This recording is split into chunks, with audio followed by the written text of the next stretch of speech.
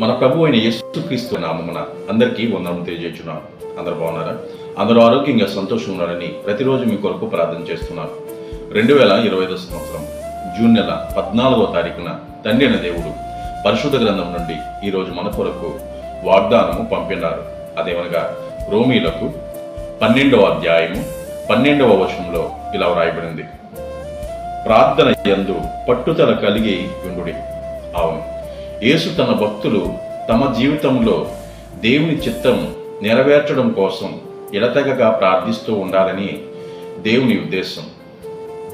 యేసుక్రీస్తు వారు మరలా తిరిగి వచ్చే వరకు అన్ని విషయాలలో దేవునితో సహవాసం కలిగి పట్టుదలతో ప్రార్థనలో నిలకడగా ఉండాలని కోరుకుంటున్నారు. అంతేకాదు, ప్రార్థన మనల్ని దుష్టి నుండి తప్పిస్తుంది.